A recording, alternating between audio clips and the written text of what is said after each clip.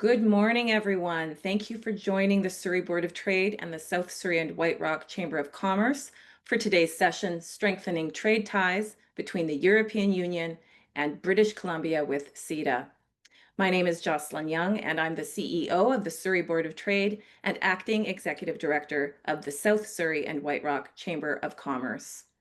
Before we begin, I would like to acknowledge that our organizations are located on the traditional territory of the Coast Salish people, specifically the Kwantlen, Katsi, Coquitlam, Kakite, Semiahmoo, and Tsawwassen First Nations. As well, I acknowledge the Inuit and Métis Nations people who live and work on these territories, and invite all of you joining the session this morning to learn more about the Indigenous people from where you live and work, and to offer them all our thanks. Before we dive into the program, it's my pleasure to recognize some special guests in the audience.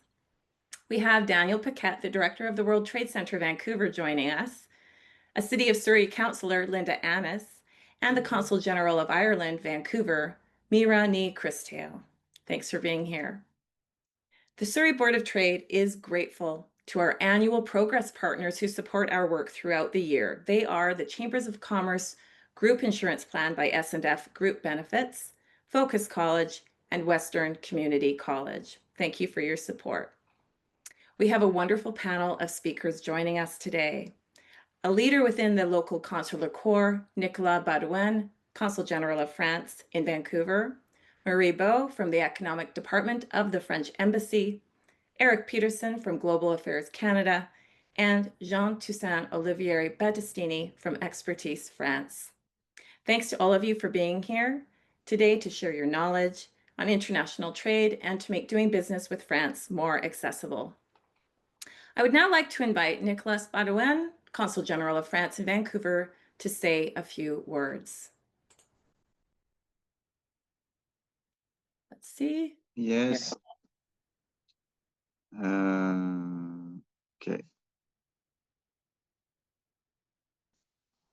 Can you see me and hear me well? I sure can. Thank you. Yeah. Good morning, everyone. So I'm Nicolas. I'm the French Consul General for Western Canada based in Vancouver. I've been in that position for almost 4 years. I'd like to start by thanking Jocelyn and her team at the Surrey Board of Trade for their support and collaboration in organizing this event. Great partnership. Thanks also to Eric from Global Affairs Canada for being here today and for partnering with us. I'll say just a few words. Perhaps you know that today marks the D-Day. So that's on June 6, 1944. Allied forces, including many Canadians, landed on Normandy beaches in France to fight against the Nazis and bring back freedom in France and in Europe. With peace back in Europe, this allowed for an unprecedented transformation of the European continent into a coalition of states and people under a common organization, the European Union, which was established in 1957. The reason I'm mentioning this is that the European Union core goals have remained the same since its foundation by 6 member states, including France. These goals are ensuring security and economic prosperity for its member states, including through the establishment of a single market uniting all member states. So from its original founding members, the 6 original founding members of the EU, it has now grown into a 27 member states body of 450 million people sharing a common set of values, including upholding international trade and investment based on rules and principles.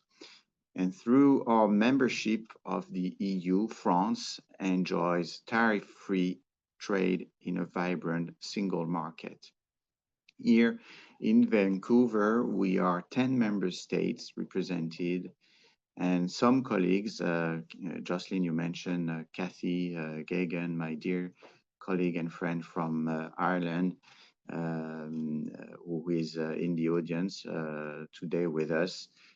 We're based here, and we are trying to engage as much as possible with local stakeholders. The reason why we organize this event today is that since January 2025, we're living in a very different world, a world that is facing complex challenges that we can overcome only by working together. More than ever, we need trusted and reliable partners and friends that don't bully each other, that respect established relationships and the multilateral rule-based order.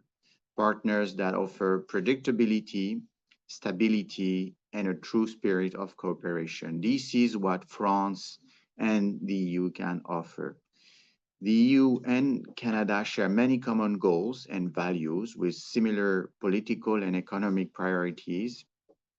I mentioned a few of them: life sciences, digital and energy transitions, creative industries, food and agriculture resiliency, a strong focus on innovation through research and technology development, as well as mobility of talents and people.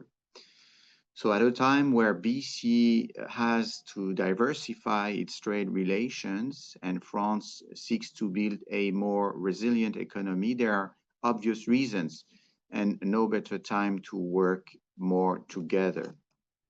The important message here is that, and it's a good one, it's a positive one, is that we have a tool to do that. The EU-Canada Comprehensive Economic and Trade Agreement, the CETA, this progressive trade agreement gives Canada tariff-free access to the EU single market and vice versa.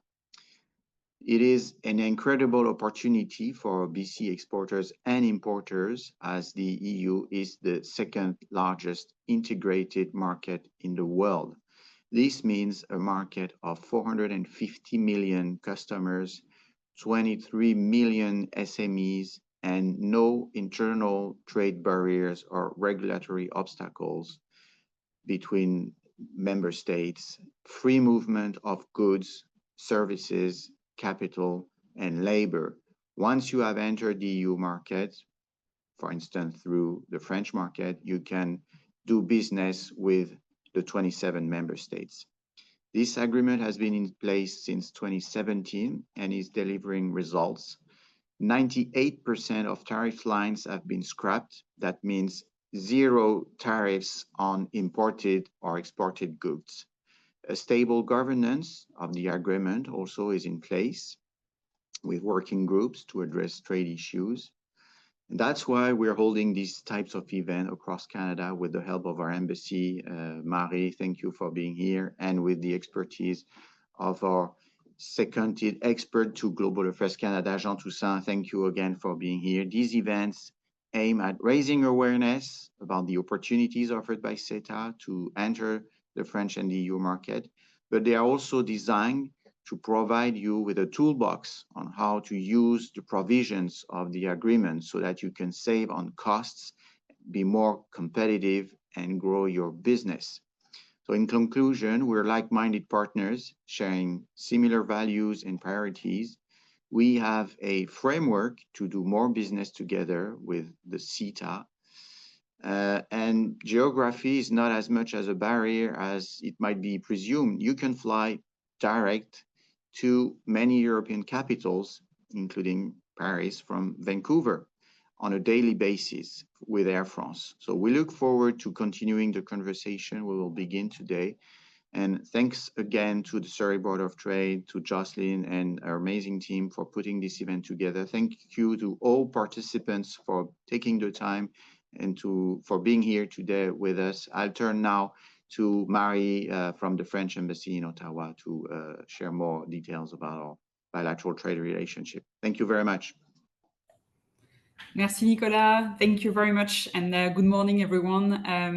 My name is Marie. I work at the Economic Department of the French Embassy. I'm based in Ottawa, and very happy to join this event today. Thank you, Nicolas, for your support and trust. Thank you, Jocelyn and the Surrey Board of Trade for the invitation. I'm very happy to have the opportunity to talk today. I'm going to share my screen because I will use a short presentation dedicated to provide some background information on the trade and economic relation between France and Canada, and including also a specific focus on the trade and the relation, the economic relation between France and BC. So a few figures and key indicators to start. As you know, France and Canada are two major countries and economies in the world. France is the 7th largest economy in the world, and Canada is the 10th one. You got the latest figure published by the World Bank Group in the table. And you know, of course, and because currently Canada has the presidency of the G7, that France and Canada are two G7 countries and partners. Regarding the economy of each country, they of course developed economy and markets, and the major part of the economies are the service sector, which is close to 70% of the GDP for both countries. Beyond those figures, we would like to insist on the fact that there is also a strong partnership between France and Canada. The two countries are strong allies for many years now. And we would like in this slide to highlight this partnership around 3 key sectors or areas. The first one is the critical materials, because, and you know that Canada is one of the top global suppliers of critical materials. We talk about it quite every day now. Since September 2023, Canada and France had deepened cooperation in critical minerals through some joint memorandum of understanding signatures, but also declaration. This year also, we had at the PDAC summit, the big and major event dedicated to critical material in Canada. We had a Pavillon France, so French booth, gathering the French companies operating in this sector, and keen to develop and strengthening the cooperation with Canada around business opportunities and development in Canada and across the Atlantic. The second area of cooperation we would like to focus on is AI, of course. France and Canada jointly launched some years ago the Global Partnership on AI, aiming to develop a global framework dedicated to AI.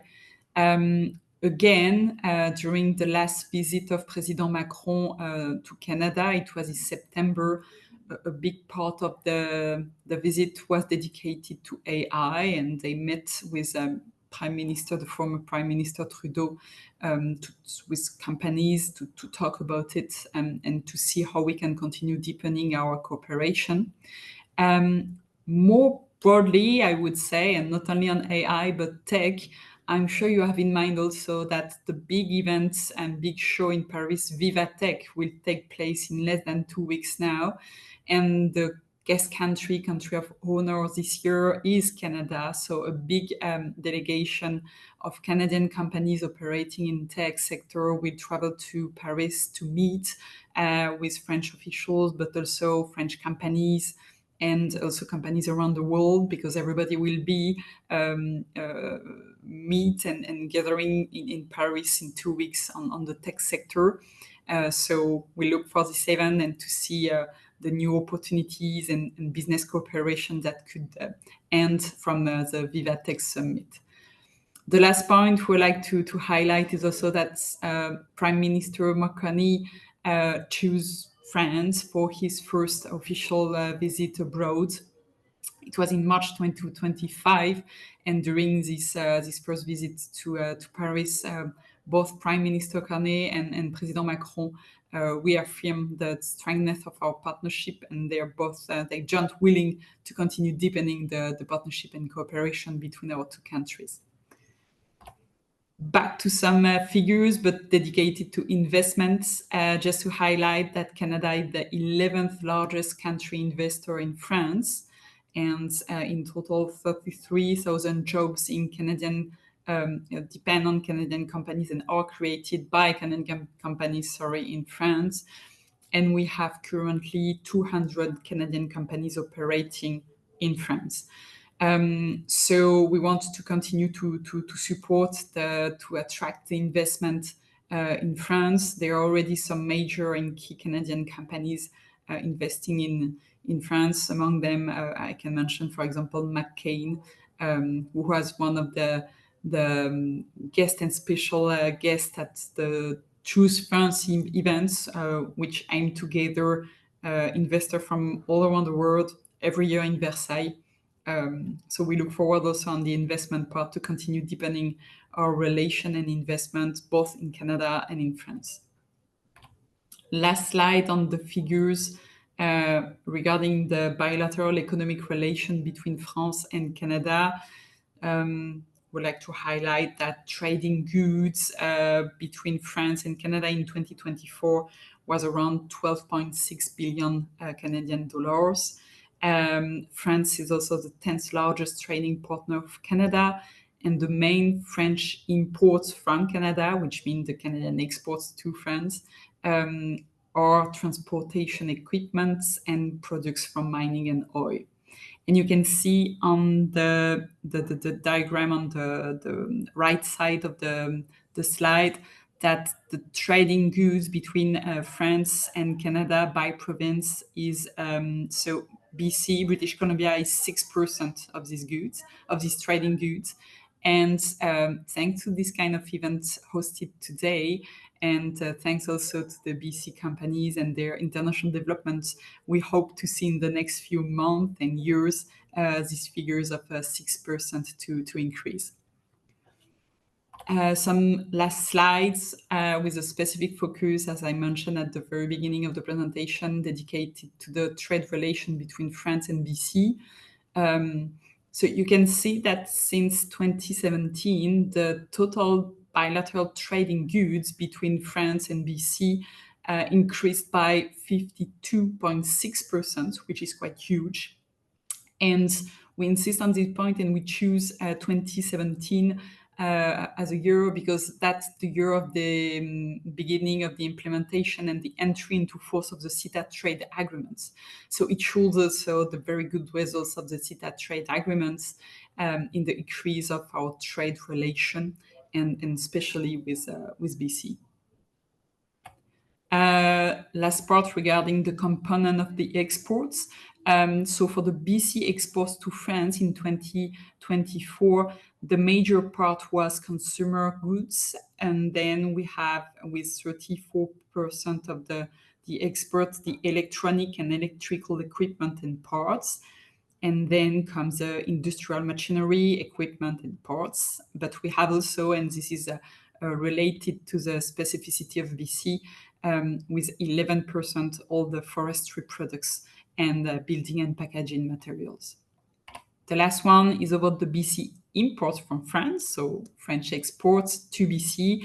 The major part is aircraft and other transportation equipment and parts, followed by consumer goods, and then on the third position comes the industrial machinery, equipment, and parts. I'm going to stop my presentation here. I hope you learned some useful information. Thank you very much for your attention. And I'm now happy to give the floor to Eric Peterson, who is Trade Commissioner working in the Trade Pacific Regional Office. Eric, the floor is yours. Bon, merci. Good morning, everybody. How are you doing? Eric Peterson here. I'm working in the Pacific Regional Office of the Trade Commissioner Service.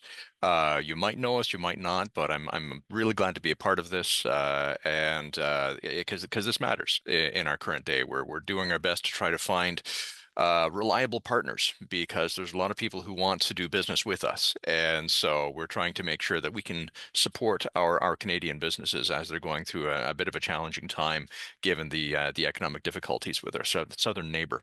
So yes, Eric Peterson, I'm a deputy director in the regional office here. I support the clean tech team, but I also help in digital health and sports tech. I'm also a point of contact if there's questions on export controls or sanctions or trade policy, which is why I'm here today. So leveraging CETA for global growth.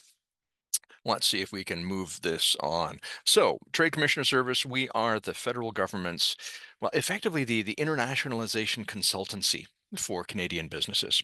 We find that a lot of the big Canadian companies are pretty good at getting out and selling their products and services internationally. So we really focus on the SMEs. We try to give an extra hand to try to de-risk people's approach to the market. And so we do that through market insight. We find opportunities. We will connect people with key contacts in different regions. We resolve business problems. We try to talk you through the process and kind of curate our advice based on your specific circumstances. We've got calls with clients on a regular basis to try to make sure that our advice is customized to your specific need. We also have different services that we offer. We've got some funding programs. We have different accelerator programs to try to help people out in different sectors and different markets.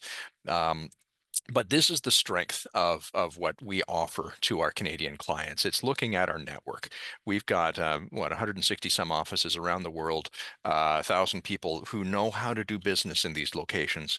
I've been fortunate enough to work in a few of these, and I try to give that perspective to the advice that I provide to my clients.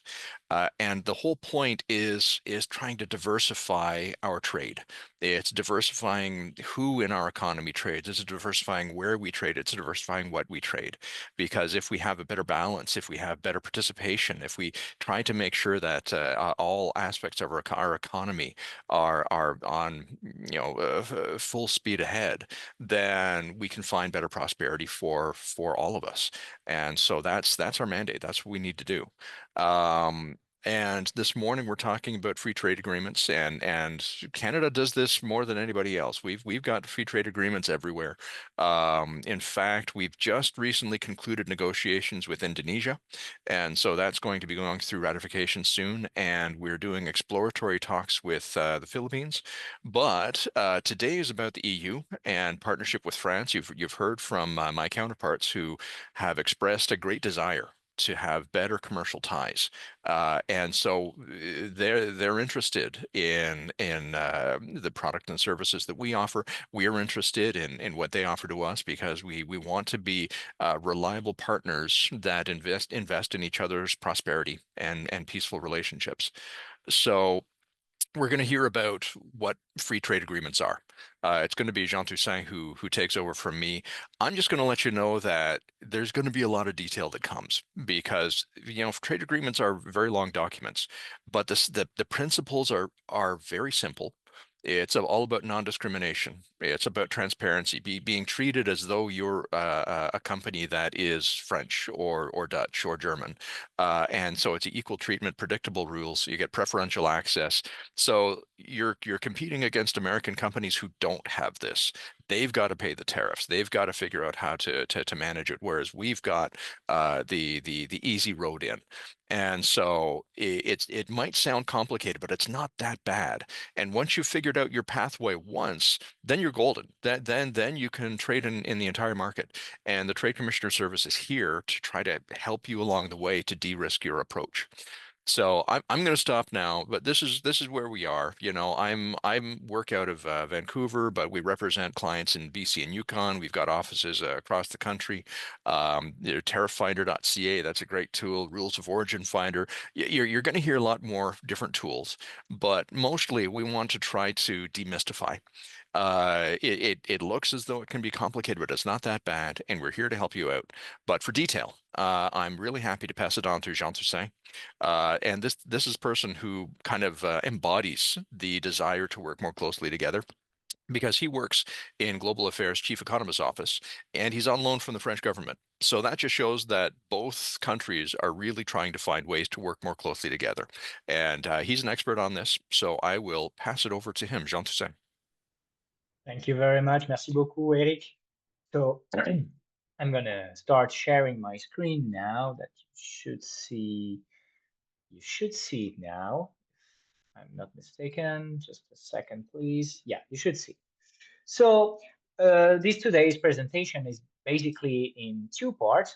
So the first one, of course, is to show that CETA is a gateway to diversifying trade between British Columbia and France, the European Union in general. So a webinar in two parts. The first part, of course, will be to know, like, okay, CETA, you can see it as a toolbox that you can, take different tools in it to trade, to make better, to be more competitive, to save money when you trade, whether it is export or import, whether it is trade, procurement, investment, labor mobility, if you have a project of investing into the European Union or France. And so we'll present that in the first part. And then the second part, we'll see how we can actually claim the free trade agreement, because when you export or import with a country, of course, you have to do like some paperwork, some documentation. It's not like automatic. And we'll see in full details how you can do that, what are the tools, and with whom you can get in touch with to make sure that you claim this free trade agreement and make the difference at an international scale. So just to start, what's CETA, just in a few words. So CETA, of course, is the free trade agreement between the European Union and Canada that has been in force since September 2017. It is what we call, like, in Europe, under provisional application, because I'm not going to go into a full European law detail, but the thing is that trade is a European Union competency. Like, this is the competency of the European Union. But investment control is a competency of the European member states. So because CETA covers like both of these area in the text of the agreement, it has to be ratified by both the European Parliament, which has been done in 2017, like Canada, the Canadian Parliament has also done, but also the European member states Parliament to cover the investment control part. So the thing here to remember is that CETA is in force in every EU country, France included. As you can see on this map, you have like the countries in orange and in light blue that have not ratified CETA yet, or are in the process of ratifying yet. But the thing is that it doesn't matter if the country has ratified CETA or not yet. CETA is in force in all the European Union because it's a single market. When you enter the French market to sell your goods, actually you enter the whole European Union market. So this is the thing here to be aware of. So the thing is that in France, the ratification process continues. And if you are interested in having some, like results, export results of this free trade agreement, the European Commission released a fully detailed report on CETA 7 years after its implementation a few weeks ago. That there is a link here to get through the European Commission's website, and it's also been like a work done with Global Affairs Canada, the economist in the office of the chief economist. So I encourage you to take a look at it because it will show how it was useful for your industry. What are the currently untapped potential of this free trade agreement? So now let's move into detail. So what's in CETA actually? So the first and main probably thing you want to hear about in a free trade agreement is that it's the reciprocal tariff elimination. It means that there was like a reciprocal tariff removal for almost every good that you can think of the tariff lines between the European Union and Canada since 2017. The only goods that have not been liberalized under CETA are poultry and egg products. So you're probably not concerned by this product here today, but I'm just going to show you a bunch of examples of what kind of product Canada imports a lot from the European Union and France, and Canada also sells to the European Union. You can see the tariff here that before CETA, if you wanted to export agri-food products to the European Union from Canada, you could have like a tariff between 8 to 20%. For wood and wood-related products, it could go up to 5%. For automotive spare parts and cars, up to 10%. Equipment and machinery, up to 6%. And aluminum and every product related to aluminum, up to 6%. you have like, and when it comes everything related to machinery and everything, even though like a lot of tariff lines have been eliminated, a lot of people are still not claiming, Canadian exporters are still not claiming the free trade agreement. And if you buy goods from the European Union or from France, you can see that cosmetics and chemicals, tariff before CETA was 6.5, 6.1 for the automotive industry. Agri-food product, on average 6, but it can go up to 10, 11, 13%, and up to like even more for cheese and dairy products. Leather products, 10%. So you see that these tariffs, they've been actually quite high because, okay, you might think, okay, it's 5, it's 3, it's 7%, but actually it's high enough to make sure that you won't probably make a deal with your European partner if you don't claim the free trade agreement. Because imagine like a shipment up to like 100,000 Canadian dollars or euro. So 10% is like 10,000 Canadian dollars. 6% is like 6,000. It's a lot. It can make a difference compared to another country. So here, these tariff still applies if you don't, this tariff still apply if you don't claim the free trade agreement. So this is why you have to be aware that first of this tariff and then how to eliminate them when you want to export or import with your European trade partner. For some other products, such as agri-food product, textile product, but also automotive products, in the text of the agreement, they have been liberalized, but not fully. What means is that there's been like export and import quotas that have been put in place. So basically, it means that, okay, you can export these products, textile, clothing, some agri-food products, some automotive products to the European Union, or you can import them, but up to a certain amount. Because higher than this amount, some tariff will probably kick in. So the thing here is when you want to export this kind of goods, you have to do like some more paperwork. The thing here is that all the product, I'm not going to tell like, I'm not going to list them all because I just gave them like the link to the Annex 5A of the Origin Protocol of the CETA text agreement. And then here, when you click on this link, you have the list of all the product and the quotas related to this product. So you can, you can find them there. So the thing here is that when you export these products, you will have to put an origin declaration to prove that your products are Canadian. So this is what we will see in the second part. But in addition to this origin declaration, you have to be aware that you will have to make a compulsory reference to this annex. So there is no like a format, a sentence to put in the to add into the invoice, but basically you can say that you give your business number, I'm claiming the export quota under the Annex 5A of the Origin Protocol of the CETA free trade agreement. You add the origin declaration into the invoice and then you do it.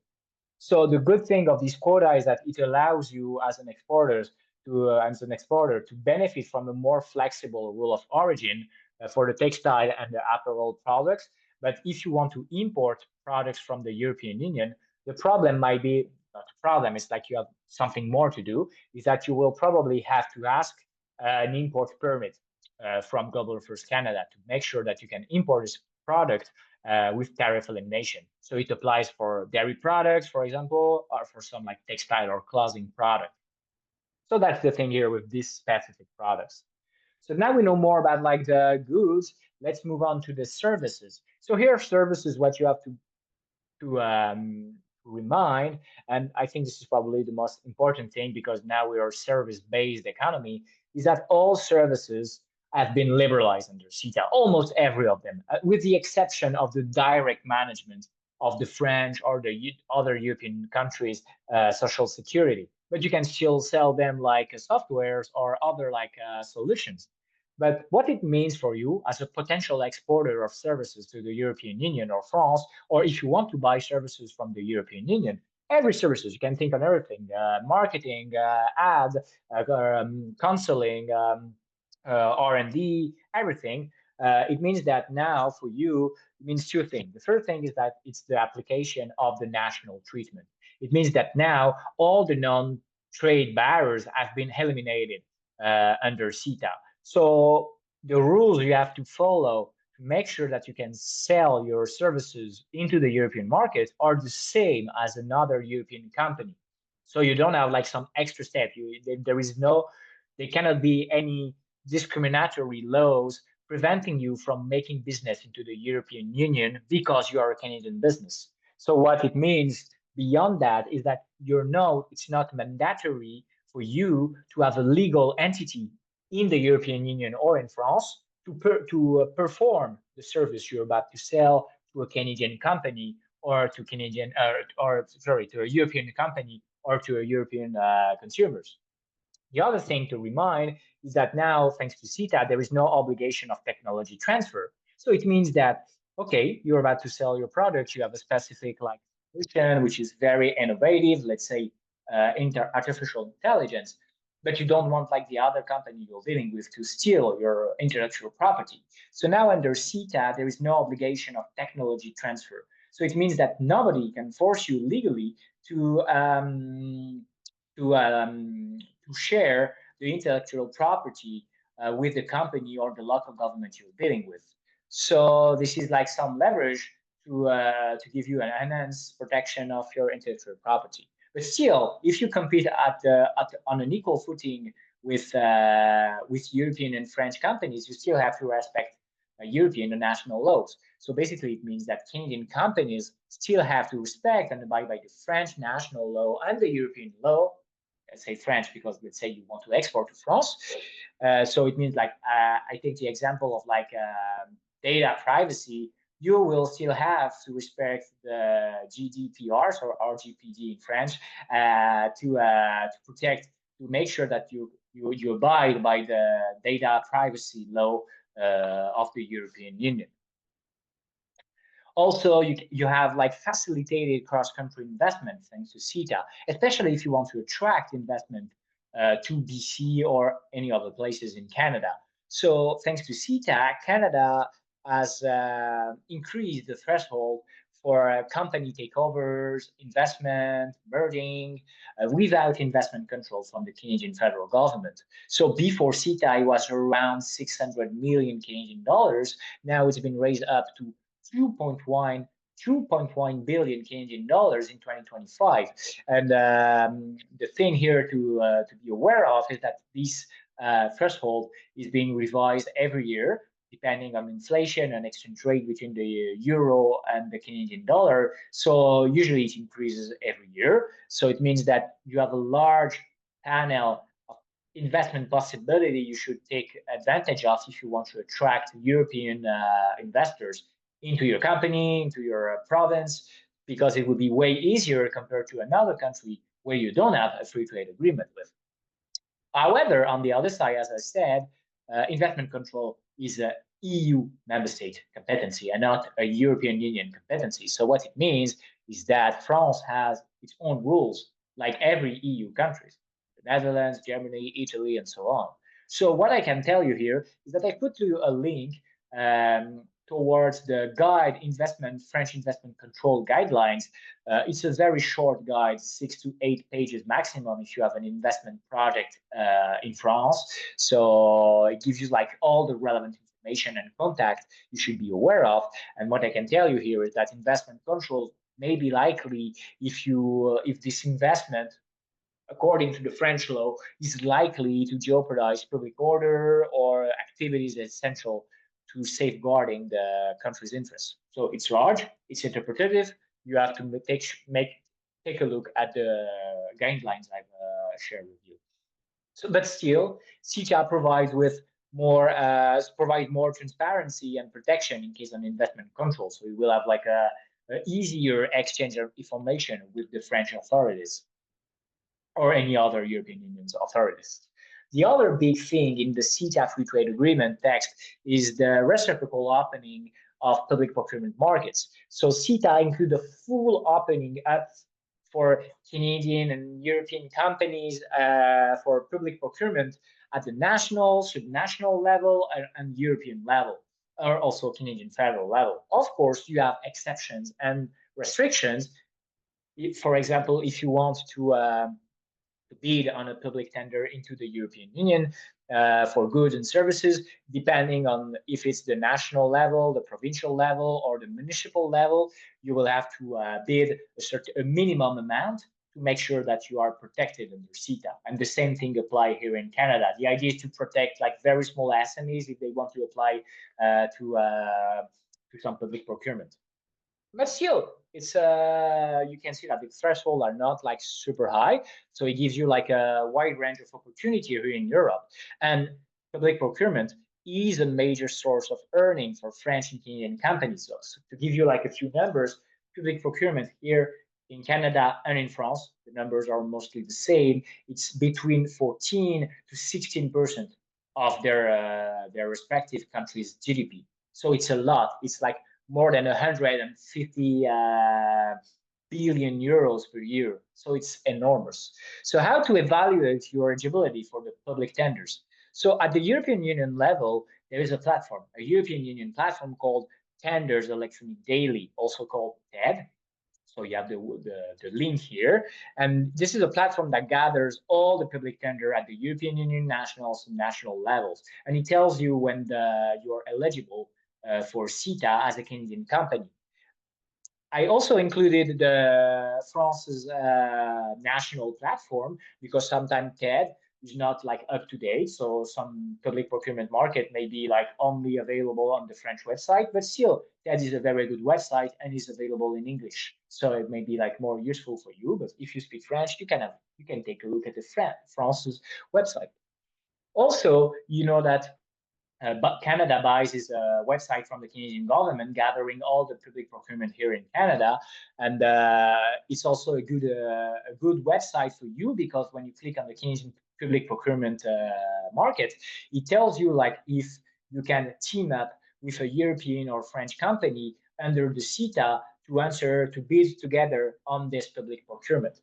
So here, what I tell you, what's the bottom line here is that you can team up both here in Canada or in France or in the European Union as a Canadian company to bid together on public tenders at the national, subnational, federal level, European level, both in Canada and in the European Union, as long as you are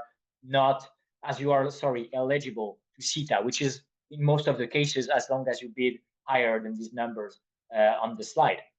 So here I can give you like some tips to maximize your chances of success over the long run. So first, you can make a partnership, like I said, with a French company here or in France or in the European Union, because you will benefit from its notoriety to gain your own notoriety and then be able like to bid on your own.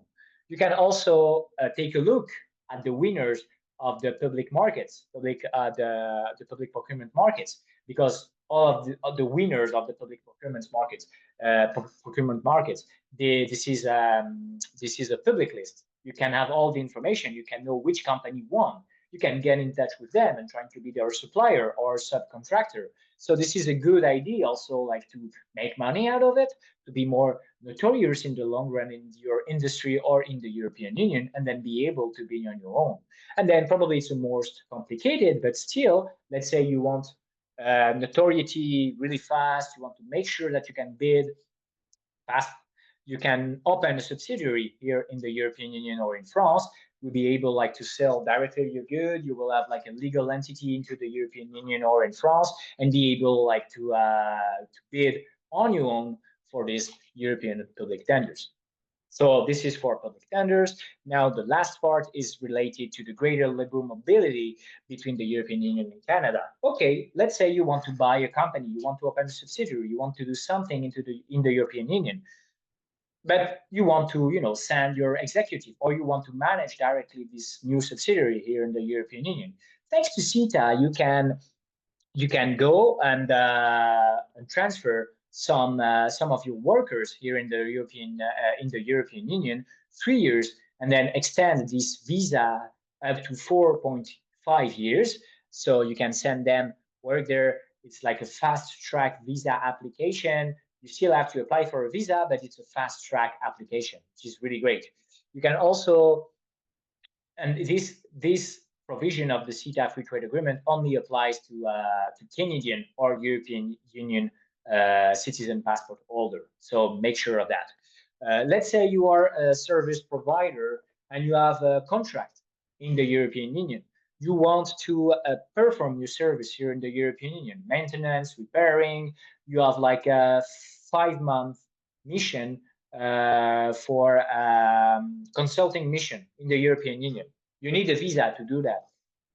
If it's well written and explicitly mentioned in the sale contract, mentioning the person who will be able to perform that service, you can send this person up to 1 year with a special visa to perform the service here in the European Union. Same thing, if you want to buy service from the European Union, you can make this person, if he has a European passport, come here into Canada and then perform his service. You have also 1 year visa for investors and 3-month visa for business travelers. So next slide. So why you should claim CETA's tariff preferences, you as a company. If you export goods, the idea is like you will have competitiveness gains for the exporter.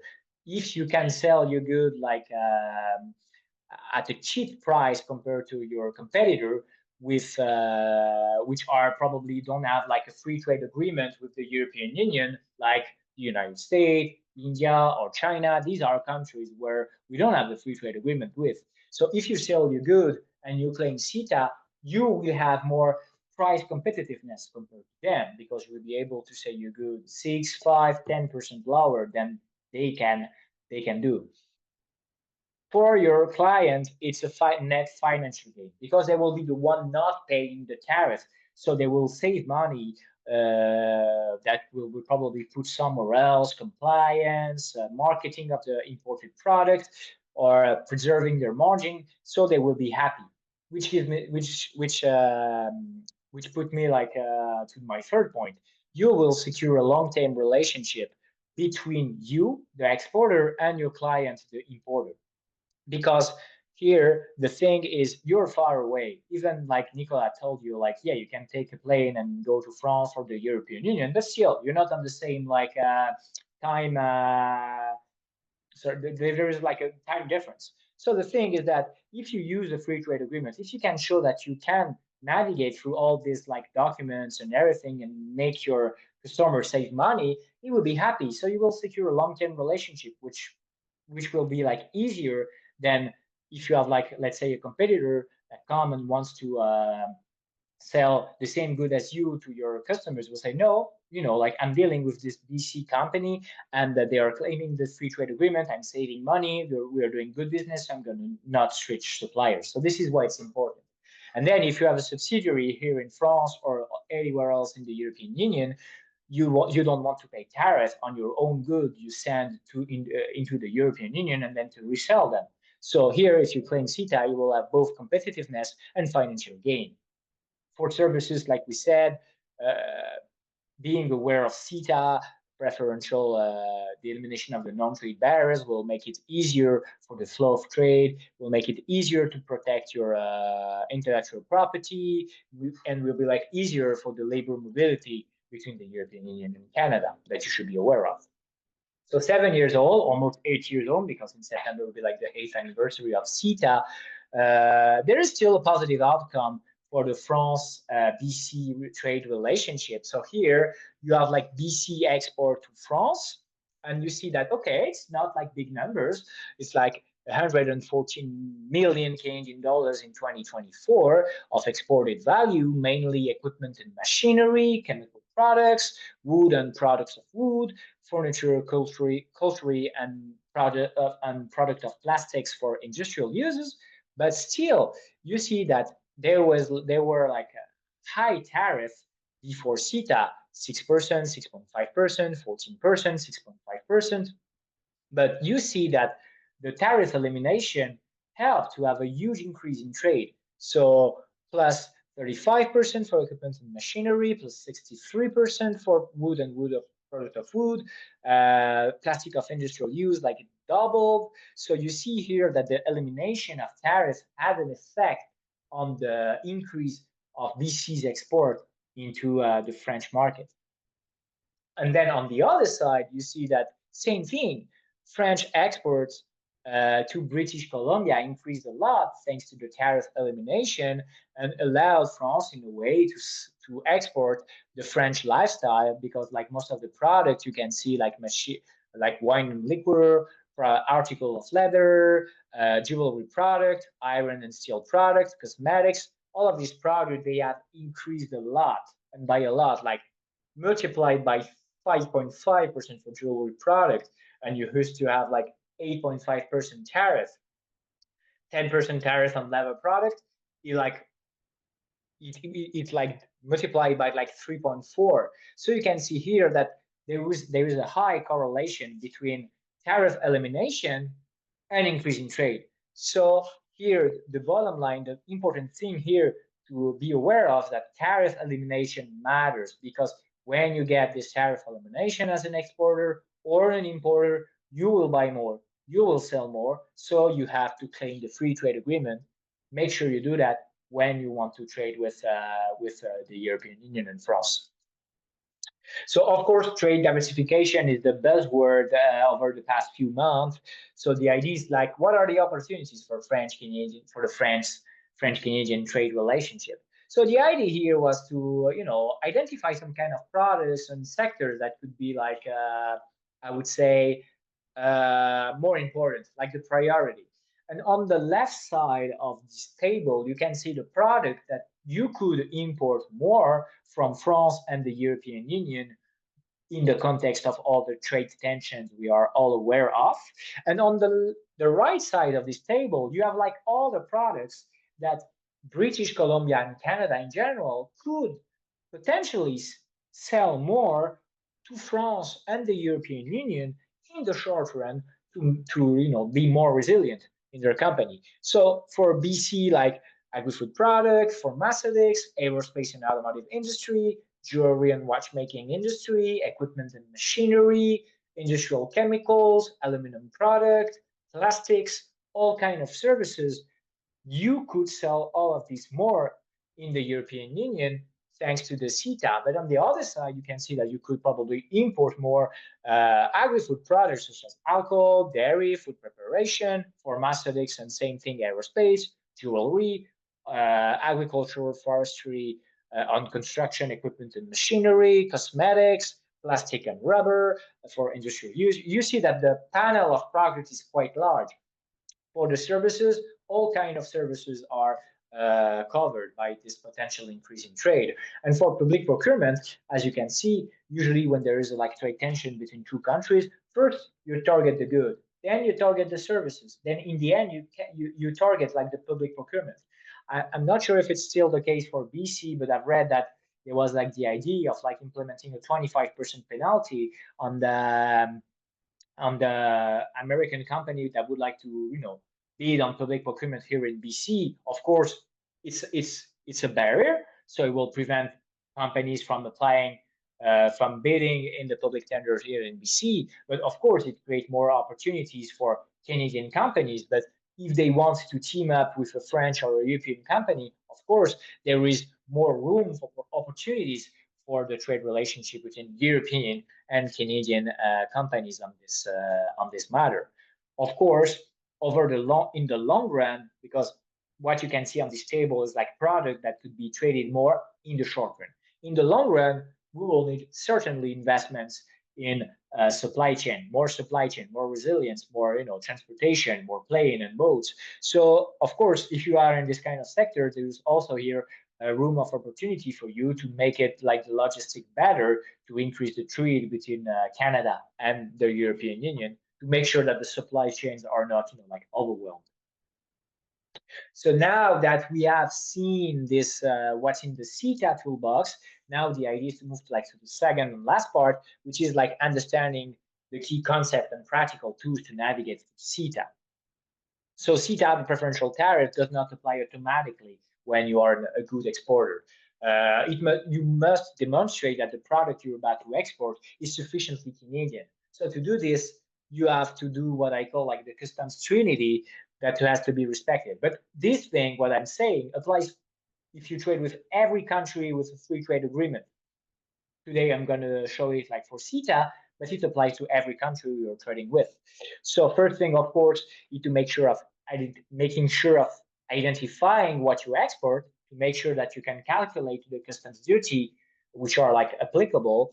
Then you evaluate the export value, and then you make sure of identifying and respecting the rule of origin. The rule of origin is how you prove that your product is Canadian with regard to the CETA free trade agreement. So why it is very important to make sure that you know the HS code of your product. So I'm not going to go into detail and explain you what HS code is. The thing here is that HS code is what identify a product. So like this cell phone, like this mug, this like the laptop, these glasses, you cannot just say I'm exporting that. Each product has a code, internationally recognized everywhere. So this is the key. Identifying the right HS code makes it easier to identify like the financial gain from claiming CETA. If you know that the tariff is 10%, you will tell to your customer, okay, there is a 10% tariff on this good. Thanks to me, because I will claim CETA, you will save 10% on this product. So it's like a, like a sale key point, like an argument to tell to your customer that you can make the good like cheaper. And then it's important because thanks to the HS code, you identify the rule of origin that you have to be aware of to see if you are eligible to CETA or not. The risk here is that if you pick an incorrect HS code, that the European Union customs like French, German, and so on will revoke the preferential tariff. So as you can see here, product of plastics, article of leather, apparel, jewelry, equipment and machinery, and accessories of vehicles are frequently misclassified. So here are the two tips I can give you. First one, when you are re-exporting goods from other companies in Canada, don't mechanically reuse the HS code supplied by your customers. Check to be sure to not copy and paste the mistake they potentially can make. And then check every year, every 2 years, every 3 years that the HS classification of your product has not changed. So as you can see here, I've included like 2 tools that you can use, such as Access to Market, which is a European tool, and the Tariff Finder, which is a Canadian tool, to navigate through the HS classification and identify the correct HS code for your product. So sometimes like it might be really difficult to identify the HS code of your product. You don't know which one it is. It can be, sometimes tricky. I can take an example. If I take handbags, for example, whether it is like handmade or not, it's not the same HS code. So imagine for like more complex products, such as like machinery, equipment for industrial uses.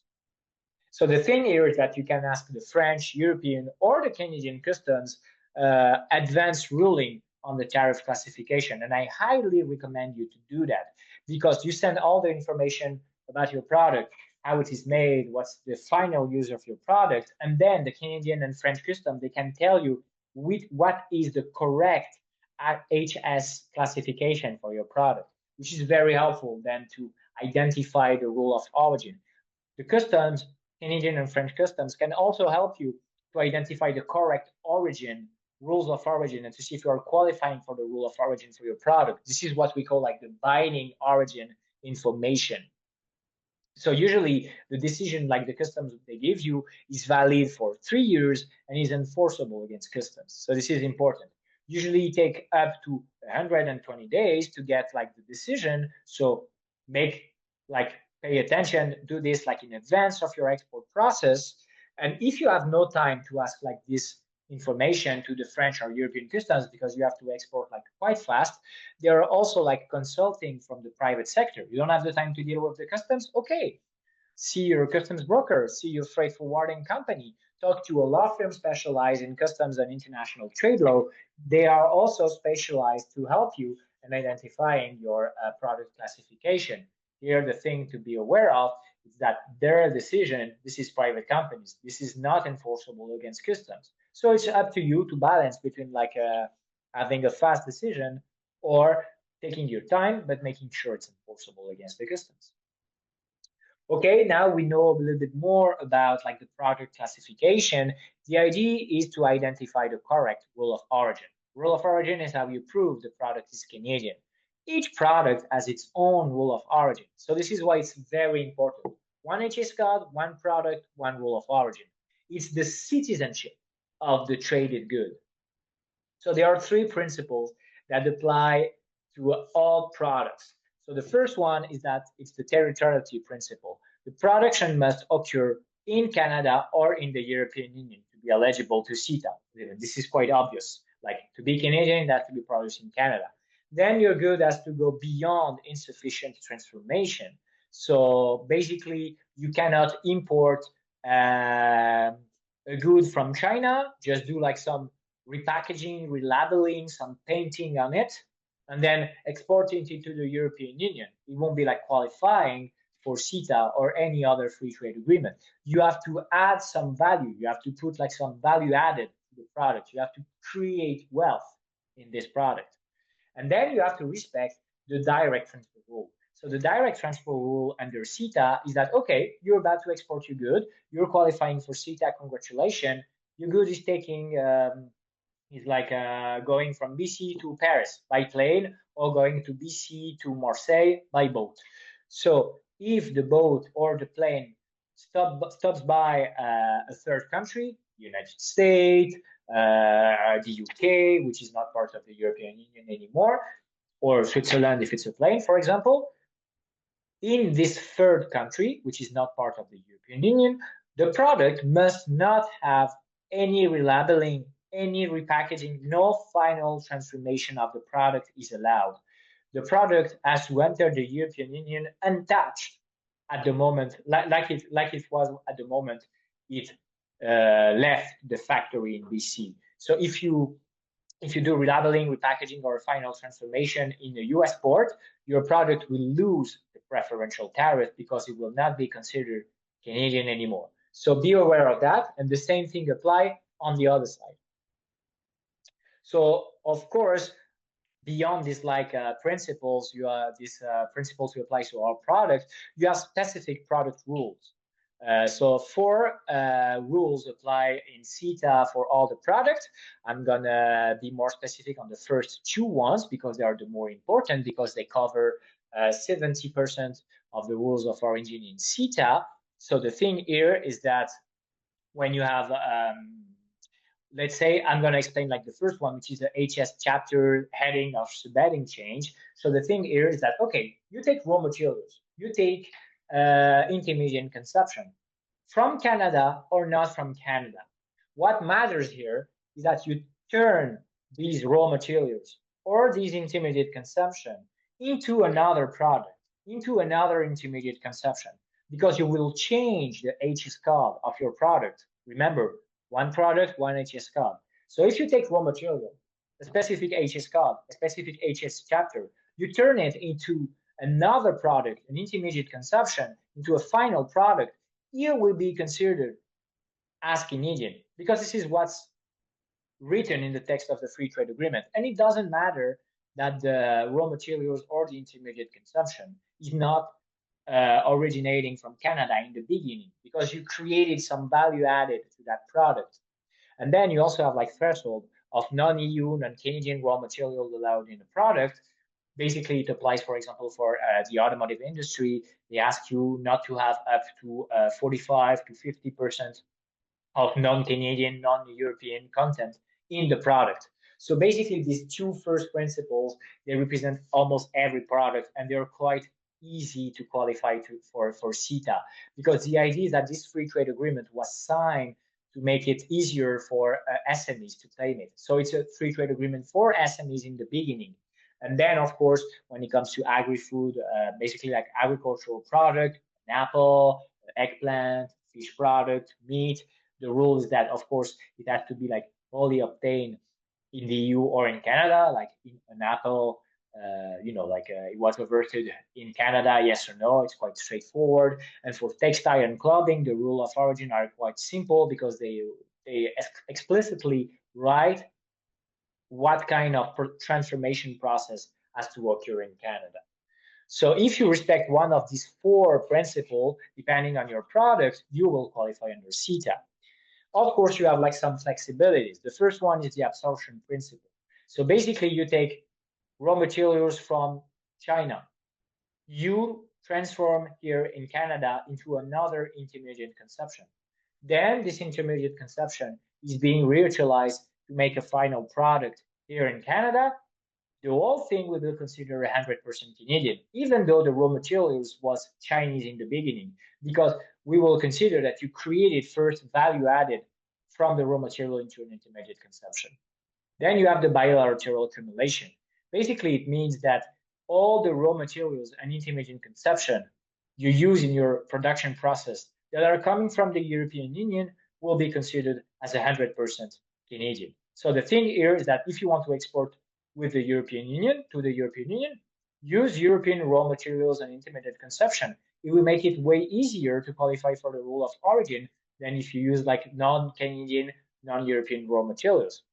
Then you have a general 10% tolerance rule of non-originating content, and this tolerance is higher for sets and clothing and textile, which is like 15%.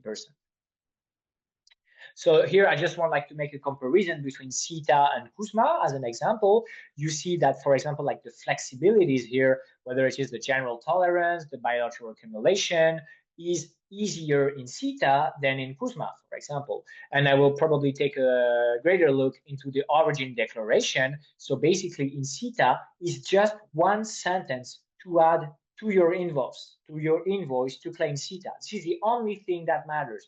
In CUSMA, you have to add more information on the importer. You have the obligation to demonstrate that you qualify for the rule of origin. And to give you a few examples, like the automotive industry, the leather product, the rules of origin are stricter in CUSMA than in CETA. So the idea here is like to make sure that CETA favors simplicity and trust and is meant to be utilized by SMEs. And here you have like a WTO rule of origin facilitator tool, which is basically you can compare the rule of origin between a free trade area and another one. So you can compare for you good if it's easier to qualify for the rule of origin in the US, in the Asian market where you have like also a free trade agreement, and with the European.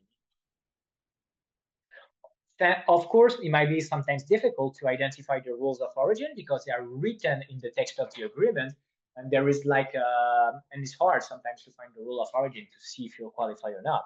So fortunately, the European Union created a tool that is also available for Canadian exporters, which is ROSA, which stands for Rule of Origin Self-Assessment. So I have included here like the website of the ROSA tool. So basically, like you enter your HS fob, you say that you want to export from Canada to France or another European Union country. And when you click search, it will open a questionnaire asking you a question about your product. Okay, your product, like you're using raw materials and intermediate consumption. What's the amount of intermediate consumption not originating from Canada, from the European Union? And depending on your answer on all the questions they ask you, the tool will tell you if your good is qualifying for CETA or not. You don't have to take a look at the text of the free trade agreement. The tool will give you the rule of origin, will explain it to you in simple English with like fact sheet and everything included, that you can take a look at it. You can have your own demonstration. Unfortunately, we don't have the time to do the demonstration and finish the presentation. So I give you the link, use it, and I highly recommend it. You will save a lot of time to make sure if you qualify for the free trade agreement.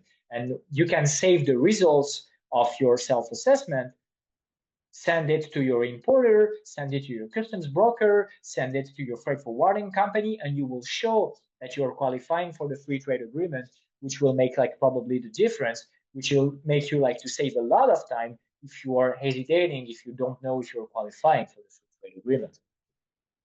So now this is probably the most important part of the presentation if you export goods. So this is the origin declaration that has to be added to the invoice when you are exporting. This has to be like this specific origin declaration. This is the CETA format of an origin declaration. Every free trade agreement has its own. This is the CETA one. So we're gonna complete it like together. So the idea is that you have to put this it has to be added to the invoice. So the exporter of the products covered by this document, and here you will enter your business number. your Canadian business number that you all have.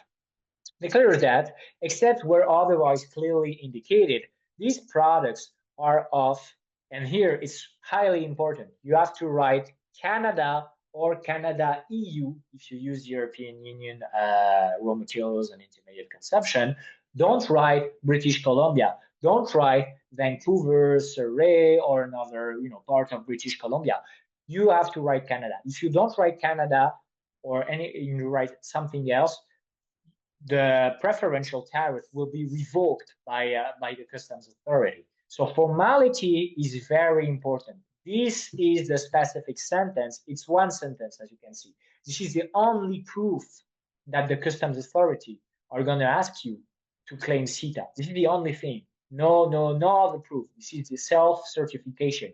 You do it yourself and you include it. So when your importer will collect the good at the border, you will have to show the paper to the customs authority and say, okay, this is the origin declaration, I'm claiming CETA. So my tip here for whether you're an exporter or importer is to have the automatic inclusion of the CETA origin declaration to your invoice to make sure that you claim the free trade agreement when you are exporting goods. So CETA goes beyond than just tariff elimination. As we said, you can save time when you want to export some industrial goods. So CETA includes a protocol on mutual acceptance of conformity assessments results. So almost every industrial products are covered by this provision, by this protocol. But so far, Canada and the European Union only managed to agree on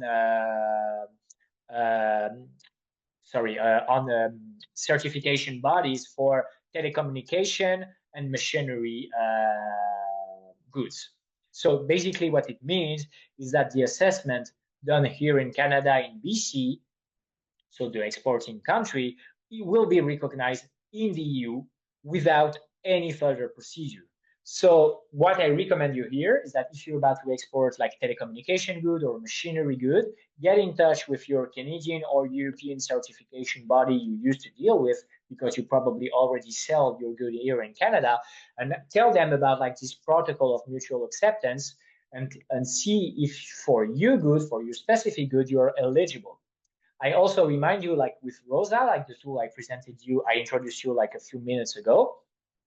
If your good is a telecommunication good or a machinery good eligible for this protocol, Rosa will also tell you at the end of the assessment all the certification bodies that are recognized both in Canada and in the European Union for your good. So you will save a lot of time and you will not have to look by yourself for the certification bodies. If you are in the pharmaceutical industry, CETA also includes a mutual recognition protocol on the good manufacturing practices. So the idea is to avoid redundant inspection to enable faster market entry. The good thing is that this protocol applies to all human medicines, not veterinary medicine and biological products. You also have the possibility of extending your patent for 2 years in the European Union through the Supplementary Protection Certification Program. So the idea is that, okay, you're going to sell your pharmaceutical good in the European Union market. It's currently under review by the European Drug Agency or the French agency, but you can ask to have an extension of your patent to make sure that the time you're losing with the review and assessment is not time lost for your intellectual property. So I sent you the link here if you want to apply for this kind of product, if you are part of this industry. Of course, for some products, you still need an export permit, you will probably need a certification and so on. So the idea here is to make sure that you can identify the certification requirements or license requirements. So you have a bunch of tools that I here recommend you. You have Tariq. The idea is that you enter your HS code and it will tell you all the requirements you have to be aware of, the export and import license you have to be aware of to make sure that your good can enter the European Union market. You also have on the WTO side, the other tool I like to present is the market access condition, which is a WTO tool. Same thing, you enter the HS code of your product, you say you want to export to France, to Germany, to Italy, and it will give you quickly an overview of all the legislation related to that product that you have to be aware of, with all the relevant links and everything that you have to be aware of. So it will help you especially to identify the packaging and regulation related requirements. So I highly recommend you to use both browser access to markets and market access conditions. The combination of the two tools are actually incredible, like to make it your life easier when you want to export or import a good with the European Union. On intellectual property, I also would like to remind you that the French Intellectual Property Agency and the Canadian Intellectual Property Office both signed an agreement in February 2022 that has been renewed in February 2025 and extended up to 2030. So we have now a patent prosecution highway. So the idea is that if you have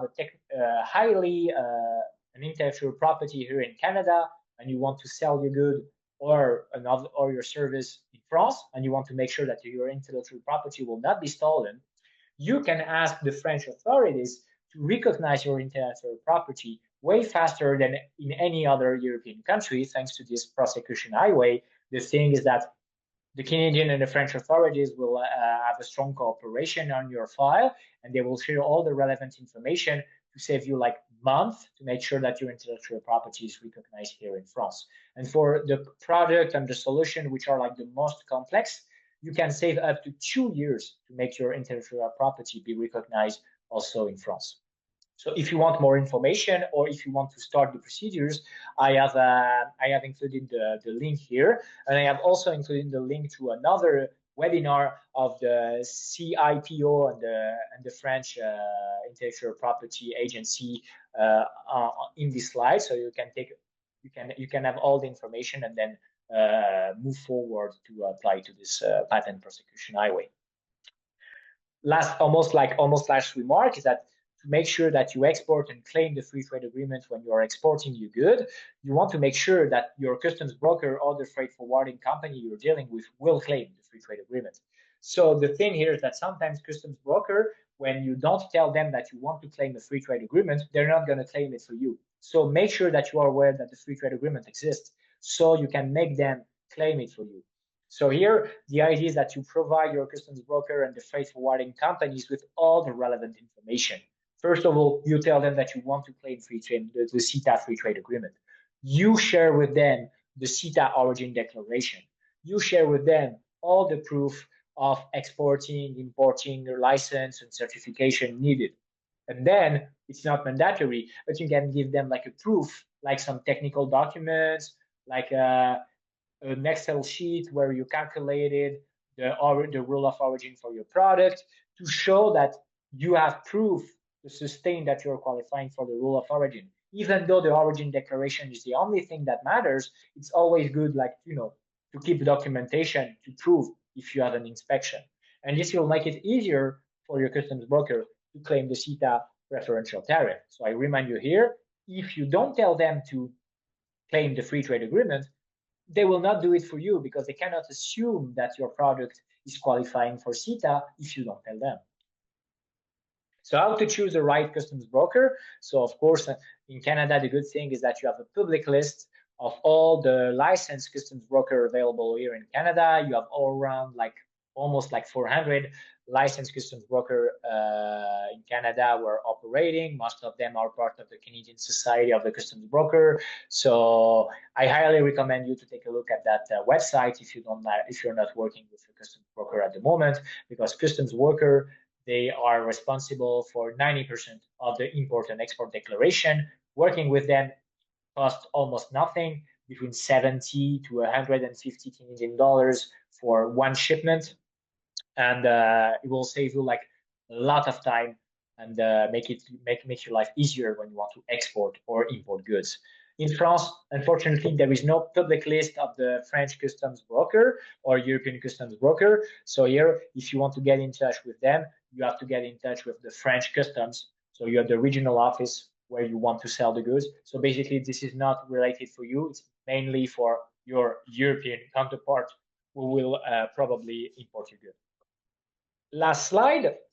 So, of course, congratulations, you have exported your good, you have qualified under CETA, you claim it, wonderful. So now you have to keep a record of the documents that proving that you're qualifying for CETA, because you can have an inspection. If there are like high suspicions that you're not respecting the rule of origin, the Canadian customs can come and tell you, okay, prove that your good is Canadian, that you're qualifying for CETA. So here, two things. First, you have to keep record of the origin declaration. Keep it safeguarded somewhere on your computer or anywhere else. You have to keep record of this, like the invoice with the quantity, the value, what was exported or imported, and some documents, like sale contract and everything that prove in a way that your product is Canadian if there is an inspection. So if you are a distributor, basically you take a look at your supplier's declaration, what the suppliers told you about the origin of their product. And if you are a producer, the customs authority, what they will do is that they will check the compliance related. They will read the rule of origin. They will take a look at your product, and they will see if you're qualifying for the rule of origin you claim or not.